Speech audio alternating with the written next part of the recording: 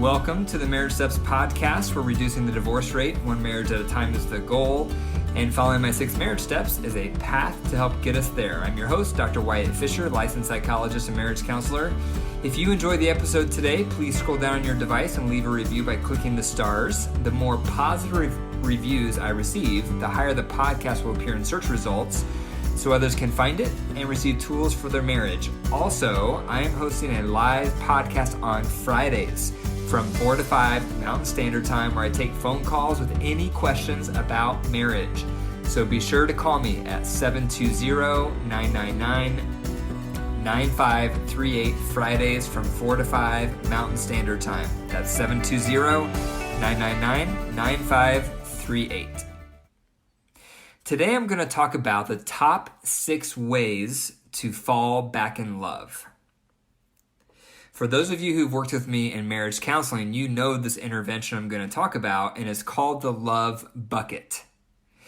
So a love bucket is something that we all have inside of us, and we need certain things to fill up this bucket for us to fall in love and for us to stay in love. And when we're dating and in the beginning of our romantic relationship with our spouse, normally they are pouring water into our love bucket. Imagine your spouse is like a faucet and the water is turned on full blast and they're just pouring in water into your love bucket. They're saying all the right things, doing all the right things, everything's amazing. So your love bucket gets really full, and when it gets filled up all the way, that's when you fall in love. But then usually what happens after a couple is together for a while, either intentionally or unintentionally, that full force of water getting poured into your bucket gets turned down to a trickle. And so they're barely filling up your love bucket. And then simultaneously, your partner starts doing things you don't like and things that make you feel negative towards them. And that creates a hole in the bottom of your bucket, and water starts draining out. So if you're not careful, your full love bucket that you had when you were dating, when you were falling in love, can get very, very low and even dry. And that's usually when couples come in to see me for marriage counseling. So today I'm going to talk about the top 6 ways to fall back in love, and it centers around this love bucket concept. So step number 1 is you need to identify what are your top 3 fillers, things that you need to fill up your love bucket. These can be things your spouse did when you were dating and maybe they stopped through the years. These can be things that they still do and you want them to continue because you need that behavior or that item because it feels like air. Or it can be things your spouse never has done and you just kind of gave up on it because you realize that's just not who they are. Bring that back. Bring all these things back. The top 3 things that you need to fill up your love bucket. Here's some common ones. 1 is affection. This is the person that needs to be touched a lot. All non-sexual touch that fills up their love bucket.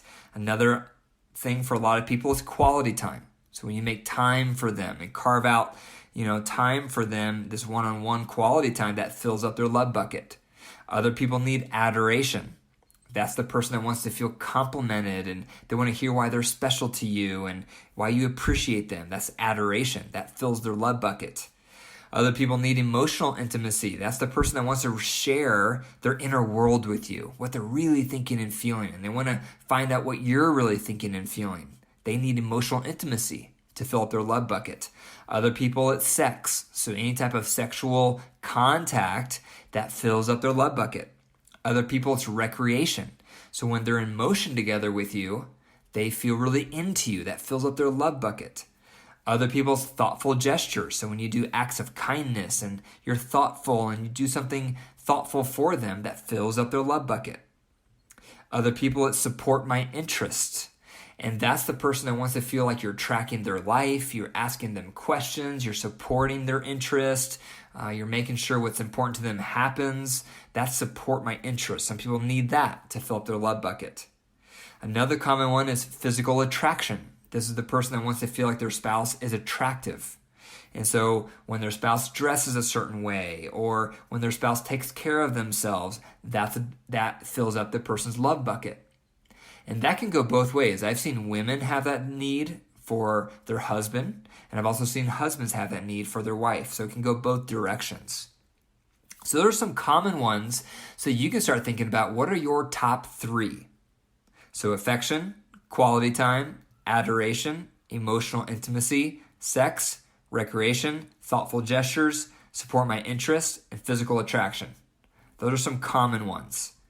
For my wife and I, my top 3 are recreation. So when we do something in motion together, I love that. I love being outdoors. I love being active. That fills up my love bucket. Another one of mine is support my interests. So when I feel like she's tracking my life and asking me questions about things going on in my life, that makes me feel loved and satisfied. That fills up my love bucket. And a third one for me is sex. And so when we're having sexual contact and it's enjoyable sexual contact, that fills up my love bucket. The top 2 for most men is recreation and sex. Not all guys, but the majority, when they did research on this, that was the top 2 for most guys. My wife, her top 3 that she needs to fill up her love bucket is also support my interest. So if I'm asking her questions about her life and tracking that and encouraging her in those areas, she loves that. Another one is adoration for my wife. She needs to hear daily why she's important to me and what I admire about her. And when I give those compliments, that fills up her love bucket. A third one for my wife is affection. So she loves non-sexual touch. So that's an area that she really desires. So the top 2 for most women, when they did studies on this, is emotional intimacy and affection. That's the top 2 for most ladies.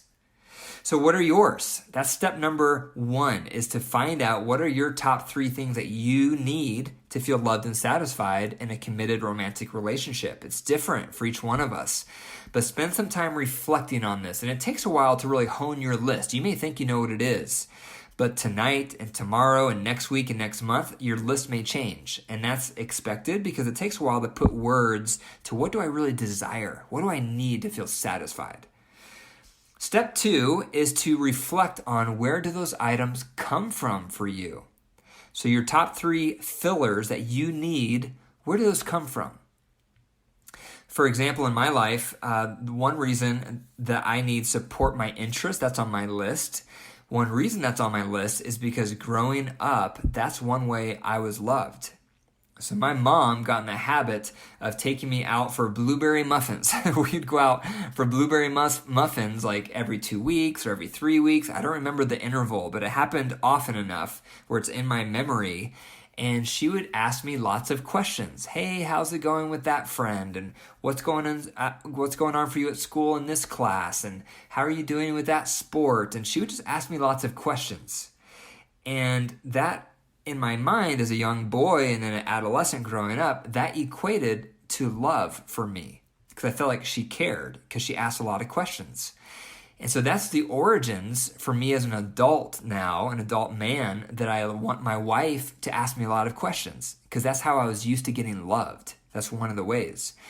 And that's normally what it is. Normally, what we need to fill up our love bucket is either what we received growing up, or it's what we didn't receive growing up and we always craved it. It's usually one or the other.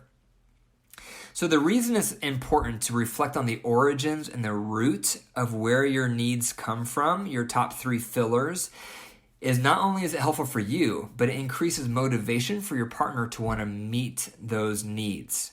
It increases motivation when they hear the origins of where does that come from for you. Step 3 is what are the top drainers? So what are the top 3 behaviors your partner does that makes you feel negative towards them? This is the hole in the bottom of your love bucket. It drains that love bucket very fast. What are the top 3 things your partner does that drains your love bucket? Here's some common ones. Number 1 is criticism. Some people just have a critical tendency and that drains their partner's love bucket. Another one is defensive. That's the person where nothing's ever their fault. They always have an excuse, always have a reason. They never take ownership for their part. A third common one is stonewalling. That's the person that just stonewalls. They stop talking and they refuse. They decide the conversation's over or they leave the room. That's stonewalling. Another common one is secretive, where your partner isn't sharing all the details and they have some things kind of undercover or in the shadows and they're too secretive. And that's a drainer for you. Another one is no voice. If you feel like your partner can be controlling at times and whatever you say doesn't matter, they're going to do whatever they want anyway. That's not having a voice. Another common drainer is if you feel like your partner's too independent. They're married, but they're acting like an independent, like they're single. Okay, that can be a drainer. Another one is harsh anger. Some people struggle with anger issues, and they have harsh startups to conflicts, and they can just go from 0 to 100 very fast, and that can be a huge drain on your partner. Another common one is uneven workload. So if you feel like overall all the work that's required to keep life running, if you feel like more of that burden's on you, that's an uneven workload, that can be a drainer. So those are some common ones. And by the way, these are not exhaustive lists. So the list of the fillers and now the drainers, these are just to get your mind starting to think about these things, and nowhere are they exhaustive. So you can add your own to this list. So what are yours? What are your top 3 drainers that your partner does that drains your love bucket? So for me, the top 3 things my wife can do that drains my love bucket, one of them is if she's passive. She can have a tendency to drift towards passivity, and she'll get inside her own thoughts, and she'll stop disciplining the kids, and she just kind of can get into her own world. And there's reasons for that, but that is a drainer for me if she becomes passive. Another drainer for me is if she doesn't pick up after herself. I like things organized and neat, and if she leaves a trail of things everywhere, that can drive me bananas. So that's a drainer for me. A third drainer for me is if I feel like we have an uneven workload. And we've drifted in that direction in the past where I'm carrying most of the responsibilities, and that has created an uneven workload, and we've improved a lot in that area, and it's not near like it used to be, and it's much more even, but if there's a drift in that direction at times, and that can create a drain for me. The top 3 drainers for my wife, one of hers is if I can be critical. So I can have a critical eye at times, and I can point out things I'm frustrated with at times. And if I'm not doing it in a soft startup way, which is covered in another episode, I hope you've listened to it. If not, make sure you do. That's a drainer for my wife, if I'm being critical. Another drainer for my wife is if I am being too strong-willed and making her feel like she doesn't have a voice. Sometimes I can get very strong-willed with what I want or how I want to do something, and sometimes that can trample on her unintentionally, but it can make her feel voiceless. So I have to be careful of that, or it's a drainer for her. A third one is if I'm too strict with our kids. Sometimes I can lean towards being too strict with our kids, and that can kind of just take the fun out of the house. And so I have to watch out for that. That's a tendency I can have at times I have to be careful of, because if I go in that direction, and I've gotten better, a lot better over the last few years, especially as our kids are getting older and they're in the teen years, I've had to rethink my parenting a lot, but that can be a drainer for my wife. So what are yours? You want to identify the top 3 things your partner does that makes you feel negative towards them. Fourth is, where do those come from? Okay, why are those 3 things in particularly difficult for you? So one example for me, one of the drainers I mentioned is if my wife does not pick up after herself. That's a drainer for me because I was raised in a home where everything was neat as a pin. Both my parents continually were washing the cars and cutting the grass and vacuuming the floors, and I've mentioned this in other episodes. Everything was spotless. That's how I was raised. That's my normal. And so if my wife is leaving a trail or creating piles and there's clutter, visually it makes me feel extremely stressed because I'm not used to that, and I like things orderly. And so there's roots and there's origins to these drainers of why they are hard for us. So you want to identify yours, because likewise, if your partner understands the origin of why that behavior is so hard for them, their motivation is going to increase to honor that. Number 5, once you create this list, is you want to get in the habit of giving feedback to one another once a week. So you want to have on a piece of paper or in your phone somewhere, you want to have a list of your partner's top 3 fillers that they need for you to do, and the top 3 drainers that make them feel negative towards you. You need that list, and then you need to look at that list every day, at least for a few minutes. because that's going to make you more mindful of what you're doing, and it's going to change how you think about your interactions, because you want to start thinking about your interactions as, that was a filler I just did, or crap, I just did 2 drainers. So you want to start thinking of your interaction that way, because just by looking at that list every day, that in and of itself is going to improve your behavior in the marriage. So you want to get in the habit once a week to come together with your partner, pull out the list with your partner's name on top, and then you want to ask them, hey, how did I do on, and you list the first filler, and then the next, and then the next. Now, when you're giving feedback, when you're answering your spouse with how well they did, you want to give them a number. So for example, if my wife is asking me, hey, how well did I do on supporting your interests this past week? I would give her a number 0 through 10. 10 is she was a rock star. Couldn't have been better. 0 is it couldn't have been worse. It's very powerful to get quantifiable numbers like that, because it shows you where you're at and how well you're behaving as a partner. And a lot of people can get motivated when they get these numbers. So on the filler side, 10 is the best, 0 is the worst. On the drainer side, 0 is the best and 10 is the worst. Okay, let me say that again. On the filler side, 10 is the best. You're doing amazing. You get a 10. 0 is the worst. You didn't do it at all. On the drainer side, it's the opposite.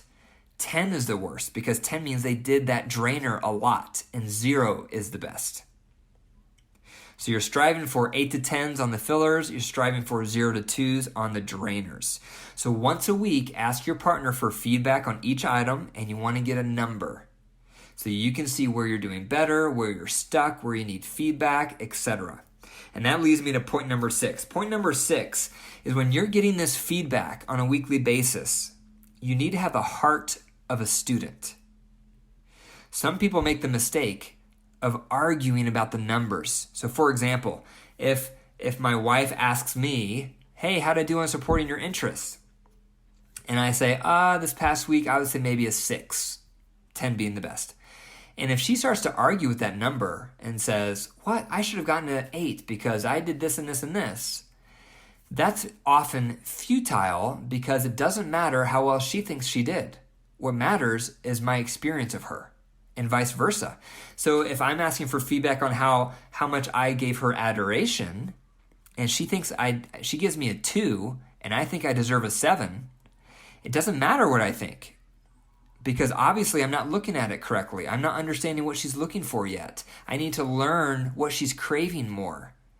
So remember that when you get feedback, your take on how well you did doesn't matter. What matters is your partner's experience of you, and that's where the learning curve comes in.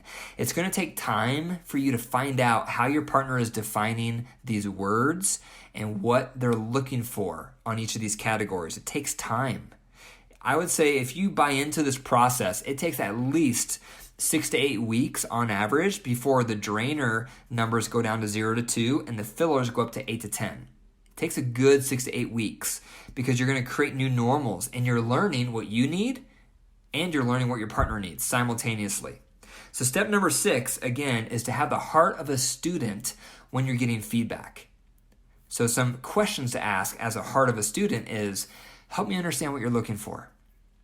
What would it look like for me to get 1 to 2 points better? Give me some examples. How are you defining that word? Those types of questions are the heart of a student, and that's what's going to get you far, because then you're going to really learn how your partner is looking at the world and how they're wired and what they need. So this is the granddaddy of all marriage tools. There's a lot of steps to it, and it takes time to really work this system. That's why I spent an entire session on this on my marriage seminar. By the way, if you haven't signed up, it's filling up quickly. It's September 28th. It's for one day, 8:30 to 5, and this is session number 6 that we go through, is this entire process, because it's so powerful and it's so transformative with couples. One couple I remember working with, they were on the verge of divorce. The wife wanted a divorce. I taught them this. I worked with them every week, and within 8 weeks, the wife said she was already falling back in love with her husband. So the power in this intervention is astronomical. So again, step 1 is what are your top fillers you need to feel loved and satisfied? The top 3. Number 2, where do they come from? Step 3, what are the top drainers, top 3 things your partner does that makes you feel negative towards them? Step 4, where do those come from? Step 5, get in a habit of looking at your list of your partners once a day, and then every week, once a week, give each other feedback with numbers. And then step 6, when you get your numbers, have the heart of a student. Thank you for listening to the Marriage Steps podcast. For more marriage resources, go to my website, drwyattfisher.com. That's drwyattfisher.com. And check out my Facebook page at facebook.com/Dr. Wyatt Fisher. If you believe in this podcast and would like to help me reduce the divorce rate by keeping it on the air, please consider becoming a monthly supporter by going to patreon.com/marriage steps. That's patreon.com/marriage steps. Also, if you have fallen back in love as a result of this podcast, my seminar, or my counseling, I'd love to have you on the show to do a We're in Love screen. If that's you, please email me at info@drwyattfisher.com. And remember, your marriage is a living organism. If you care for it, it will thrive. And if you don't, it will die. The choice is up to you. Take care.